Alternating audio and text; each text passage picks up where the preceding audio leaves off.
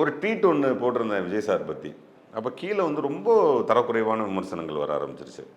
அதில் வந்து மனைவி, மகள்ல இழுத்து ரொம்ப கேவலமாக பேசிட்டாங்க. பேசினோடனே என் ஒய்ஃப்டேருந்து நான் இலங்கையில் இருக்கேன், என் ஒய்ஃப்ட்டு ஷூட்டில் இருக்கோம். நானும் என் மகனும் இங்கே நடிச்சிருக்கோம். ஃபோன் வந்தோடனே என் ஒய்ஃப் அழுதுட்டுருக்காங்க.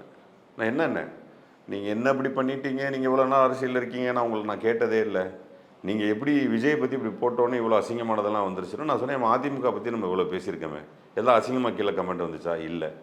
நாம் தமிழர் பற்றி பேசியிருக்கோமே, வந்துச்சா? வரல. ஏன் விஜய் பற்றி பேசும்போது இவ்வளோ வந்துச்சு? எனக்கே ரொம்ப புரியாத புதிராக இருந்துச்சு. கீழ்த்தரமான வார்த்தைகளை பயன்படுத்தக்கூடியவர்கள் எப்படி விஜய் கட்சிக்குள்ளே போய் சேர்ந்தாங்கன்னு எனக்கு தெரியல. ரொம்ப கேவலமான வார்த்தைகளை அவங்க தான் பயன்படுத்துகிறாங்க. நாம் தமிழர்கள் எல்லாம் கூட கொஞ்சம் எதிர்த்து சண்டை போடுவான். அவன் கொள்கை ரீதியாக சண்டை போடுவான்.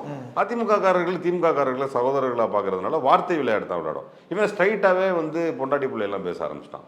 அது விஜயனுடைய மிகப்பெரிய இழப்பு அவருக்கு இப்போ.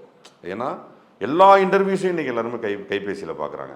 அப்போ பொதுமக்களும் பார்க்குறான். பார்த்தோன்னே கீழே இப்போ விஜய் இப்போ போஷன் கட்டணும்னு இருக்குன்னு வச்சுங்களேன், கீழே எடுத்தோடனே தே மகனே அப்படின்னு போட்டிருப்பான்.